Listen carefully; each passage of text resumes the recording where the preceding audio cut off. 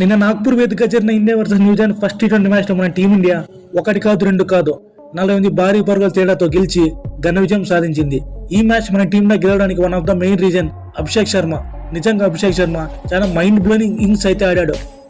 కేవలం 35 బంతుల్లోనే 24 పరుగులు కొట్టాడు. మన టీంలో టాప్ ఆర్డర్ బ్యాట్స్మెన్ సరిగ్గా ఆడలేకపోయినప్పటికీ అభిషేక్ శర్మ ఆ మొమెంటం క్యారీ చేసి లాంగ్ ఇన్నింగ్స్ ఆడాడు. నిజంగా అభిషేక్ శర్మ క్వీస్ బౌలర్స్ కి చుక్కలు చూపించాడు.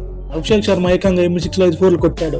అభిషేక్ శర్మ టీ20 ఫార్మాట్ లో ఫాస్టెస్ట్ 500 రన్స్ కొట్టిన ఆటగాడిగా రికార్డు సృష్టించాడు. అభిషేక్ శర్మ కేవలం 2790 పరుగులు బాల్స్ కి 5000 పరుగులు కొట్టి ఆ ఫాస్టెస్ట్ రన్స్ మైలురాయి అందుకున్నాడు.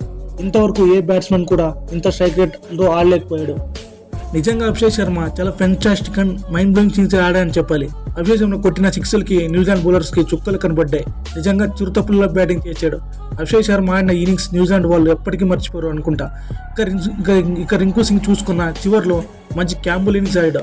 ఆ డెత్ ఓవర్స్ 20 ఓవర్ బౌలింగ్ లో 40 పరుగులు కొట్టి చివరిలో మన టీమిండియా స్కోర్ బోర్డ్ ను 238 మార్క్ అందుకునేది చేశాడు. ఇప్పుడు ఈ మ్యాచ్ యొక్క పూర్తి హైలైట్స్ గురించి తెలుసుకుందాం. ముందుగా టాస్ అయితే న్యూజిలాండ్ టీం గెలిచి ఫీల్డింగ్ తీసుకున్నారు. దీంతో మన టీమిండియా మొదట బ్యాటింగ్ చేయాల్సి వచ్చింది.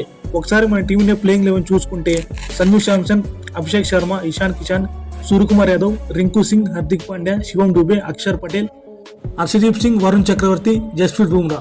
ముందుగా ఓపెనర్స్ అభిషేక్ శర్మ అలాగే సంజు శాంసన్ క్రీజ్ లోకి వచ్చారు. న్యూజిలాండ్ కి స్టార్టింగ్ లోనే మంచి స్టార్ట్ అయితే వచ్చింది. రెండో ఓవర్లో సంజు శాంసన్ వికెట్ దొరికింది. సంజు శాంసన్ కైల్ జెమిషన్ బౌలింగ్ లో క్యాచ్ అవుట్ అయ్యాడు. సో సంజు శాంసన్ సరిగ్గా ఆడలేకపోయాడు. ఒకసారి సంజు శర్మ స్టార్ట్ చూస్తే పవర్ ప్లేలో బ్యాటింగ్ యావరేజ్ కేవలం 14.66 గా ఉంది. పవర్ ప్లేలో ఇంత 6 సార్లు అవుట్ అయ్యాడు. సో సంజు శాంసన్ మిస్టేక్ ను రెక్టిఫై చేసుకుని బాగా ఆడాలి, లేదంటే సంజు శాంసన్ కెరీర్కి ఇబ్బంది వస్తుంది. అసలే మన టీమిండియాలో టాప్ ఆర్డర్ బ్యాటింగ్ డిపార్ట్మెంట్ లో చాలా కాంపిటీషన్ ఉంది. ఆ తర్వాత ఇషాన్ కిషాన్ కూడా కేవలం 8 పరుగులు మాత్రమే చేసి అవుట్ అయ్యాడు. మన టీమిండియాకి పవర్ ప్లేలో వికెట్లు పడుతున్నప్పటికీ రన్ రేట్ మాత్రం ఎక్కడ కూడా తగ్గలేదు. అభిషేక్ శర్మ చిరుతప్పులలో బ్యాటింగ్ చేస్తున్నాడు. కేవలం 22 బంతులకే 50 కొట్టాడు. కానీ స్ట్రైక్ రేట్ చూసుకున్న అబౌట్ 220గా ఉంది. ఇదైతే చాలా అంటే చాలా విధ్వంసకర బ్యాటింగ్ అని చెప్పాలి. దీని కారణంగానే అభిషేక్ శర్మ 36 బంతుల్లోనే 24 పరుగులు కొట్టాడు. మెయిన్లీ పవర్ ప్లేని బాగా యూటిలైజ్ చేసుకుని చాలా డిస్ట్రక్టివ్ బ్యాటింగ్ అయితే చేశాడు. నిజంగా మంచి ఇంటెంట్ తో బ్యాటింగ్ చేశాడు. ఇక సూర్యకుమార్ యాదవ్ చూసుకున్న అతను కూడా బాగానే ఆడాడు. 22 బంతులు 32 పరుగులు కొట్టాడు. మెయిన్లీ అభిషేక్ శర్మతో పాటు మిడిల్ ఓవర్స్ లో మంచి క్రూషియల్ పార్ట్నర్షిప్ అయితే బిల్డ్ చేశాడు. సో టీ20 వరల్డ్ కోసం మన కెప్టెన్ సూర్యకుమార్ యాదవ్ ఫామ్ లోకి రావడం మన టీమిండియాకి మంచిగా కలిసి వచ్చిందని చెప్పాలి. సూర్య బాగా ఆడుతున్న సమయంలో ఒక బిగ్ షాట్ ట్రై చేసి మిచెల్ శాట్నర్ బౌలింగ్ లో క్యాచ్ అవుట్ అయ్యాడు. అభిషేక్ శర్మ చూసుకున్న వికెట్లు పడుతున్నప్పటికీ 6ల వర్షం కురిపిస్తున్నాడు. Mainly New Zealand captain Mitchell Santner bowling లో బ్యాక్ టు బ్యాక్ 6లు కొట్టడంతో తన కాన్ఫిడెన్స్ బాగా బూస్ట్ వచ్చింది. ఇక హార్దిక్ పాండ్యా చూసుకున్న బాగానే ఆడాడు. ఇక చివరిలో రింకు సింగ్ మాత్రం మన టీమిండియాకి మంచి ఫినిషింగ్ టచ్ ఇచ్చాడు. మెయిన్ డెత్ ఓవర్స్ లో last over Dolly Mitchell bowling లో 2-4 రన్స్ కొట్టి మన టీమిండియా స్కోర్ బోర్డ్ ను ముందుకు తీసుకెళ్లాడు.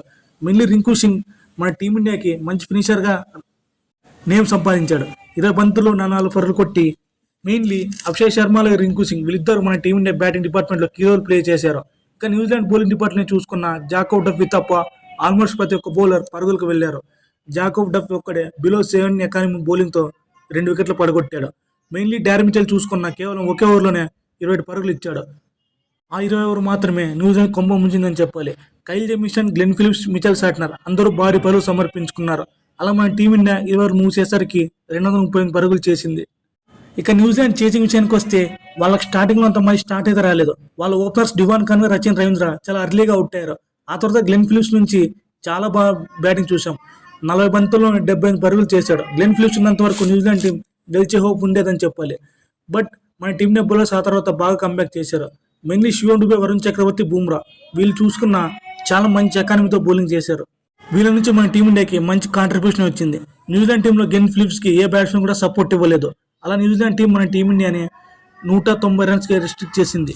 ఈ మ్యాచ్ లో బాగా పర్ఫామ్ చేసిన అభిషేక్ శర్మకి ప్లేయర్ ఆఫ్ ది అవార్డు ఇచ్చారు. ఇది ఫ్రెండ్స్ ఇవాళ వీడియో. ఈ వీడియో మీరు చివరికి చూసినందుకు very very thankful to you friends. ఇలాంటి ఇంట్రెస్టింగ్ కంటెంట్ కోసం డైలీ పొందాలంటే మీరు దయచేసి మన యూట్యూబ్ ఛానల్ సబ్స్క్రైబ్ చేయడం మాత్రం మర్చిపోకండి. వీడియో పెట్టిన వెంటనే మీకు నోటిఫికేషన్ రావాలంటే గంట సింపుల్ని ప్రెస్ చేయండి. దయచేసి మన ఛానల్ మాత్రం సపోర్ట్ చేయడం మర్చిపోకండి friends. Thank you for watching. Have a nice day.